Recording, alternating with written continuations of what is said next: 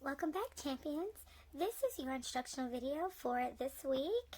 While we are going through the material, I ask that you maintain your most positive attitude with your highest level of participation and your greatest effort.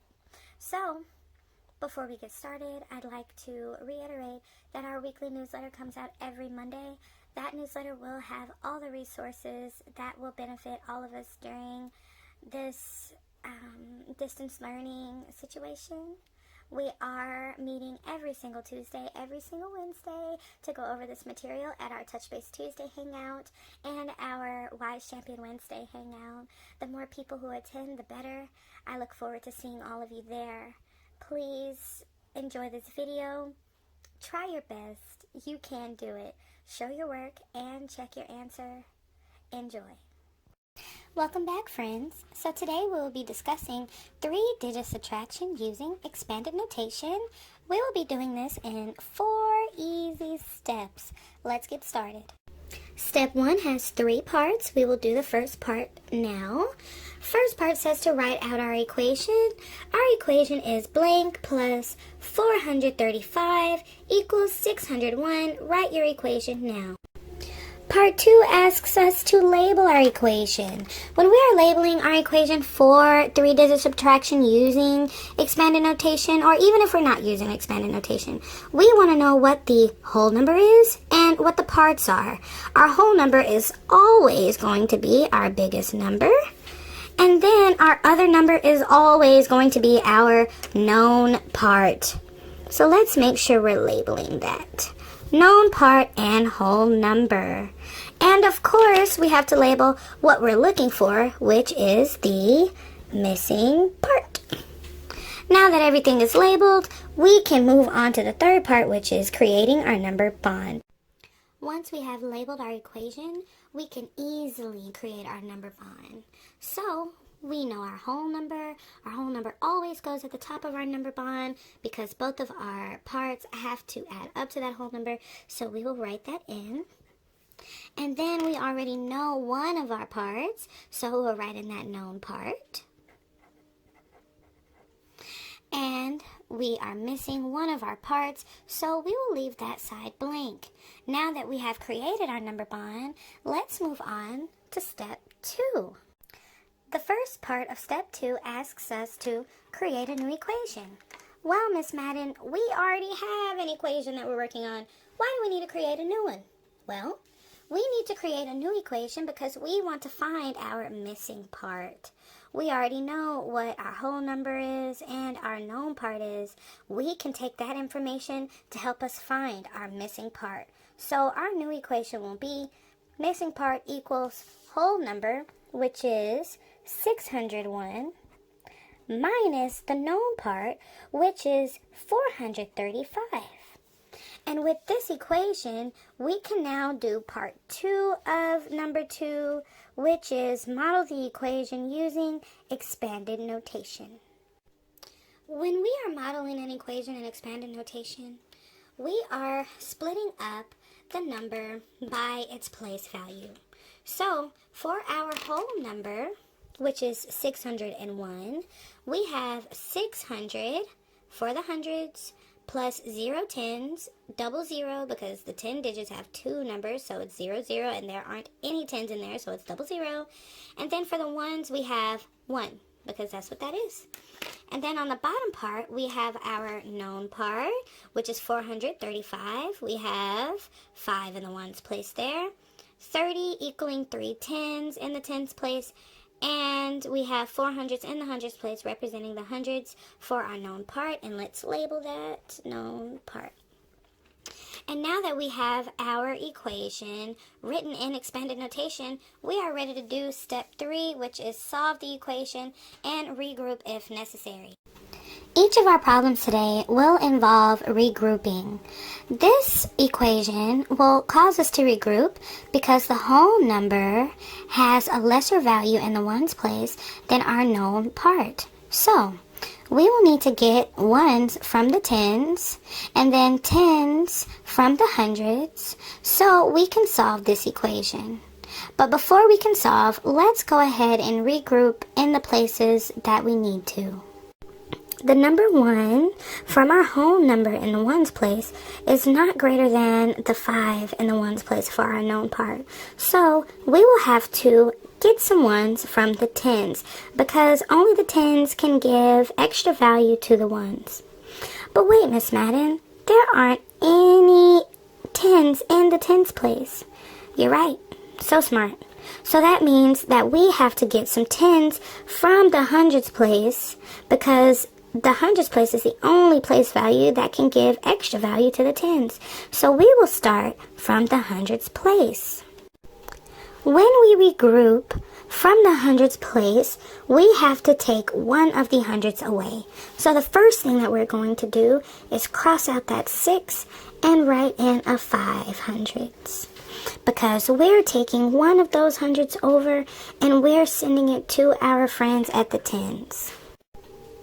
Now that our friends at the tens have enough tens to give some ones to our friends at the ones, we are having to subtract one of the tens away so we can give some ones over to our ones value. So just like we did with the hundreds, we have to cross out that 10 and put a 9 because 9 is 1 less than 10.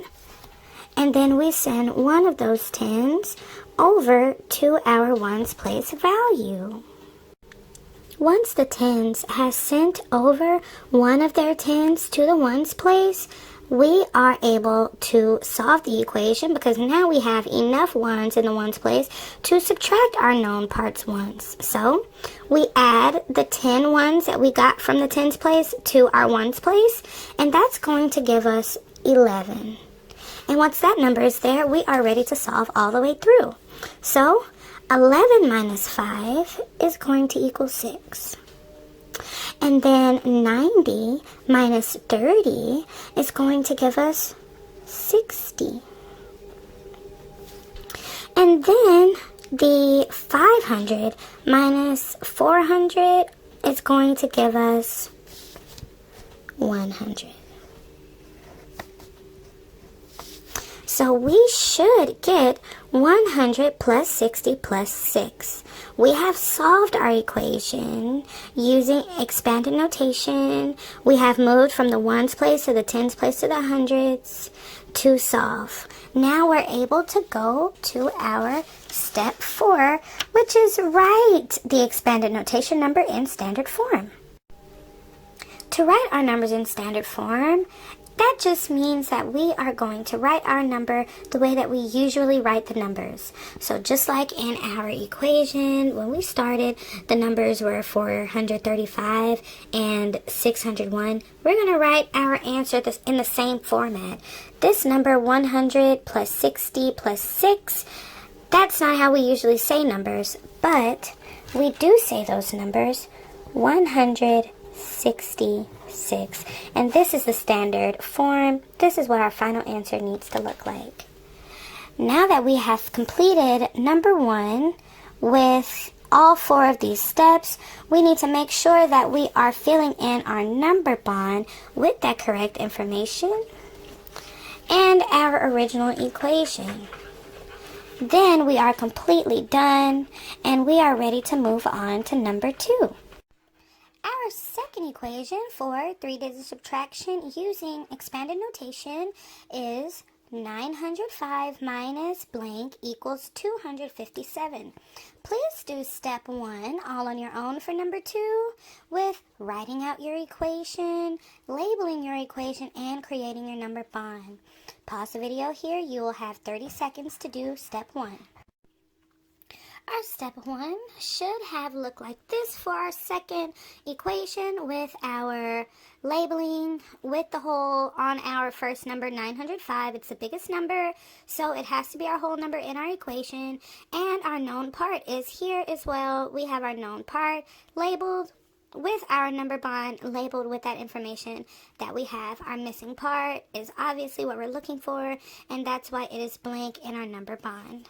Now, let us do steps 2 and 3 all on our own. Steps 2 and 3 say for you to create your new equation and use your expanded notation to model that equation, and then solve the equation.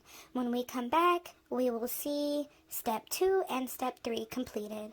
Pause the video here, give yourself 1 minute to complete steps 2 and step 3. Part 1 of step 2 asked us to create a new equation for our number 2 equation that we needed to solve. Our equation should have been whole minus known part equals missing part, with 905 minus 257 equaling the missing part. Then we should have modeled our equation using expanded notation. It would have looked like this: 900 plus 0 plus 5 minus 200 plus 50 plus 7. We should have gotten 648. If you did not get this, check your work. Make sure that you regrouped all the way to the hundreds, because there wasn't enough tens in the tens place for the ones to get some ones from. So we had to regroup all the way to the hundreds. Make sure you check your work there. So step 3 was 648, and of course we can't forget step 4, write the number in standard form with 648, and of course filling in our number bond with our information and our equation with our information. Excellent. Now let's move over to number 3. Please do all 4 steps of number 3 all on your own. Pause the video, come back in 1 minute. For number 3, we should have gotten 447 for our missing part. And if you did not get 447, make sure that we have followed each of the 4 steps, and make sure that you did regroup all the way to the hundreds, because there was not enough tens in the tens to give to the ones. So make sure that all of those numbers are correct. Now, let's move over to number 4. Let's do all 4 steps for number 4, and when we return, we will share the answer. Give yourself 1 minute to solve. Pause the video here. The answer to number 4 should have came out to be 582 for our missing part. Make sure you fill it in all of the spaces.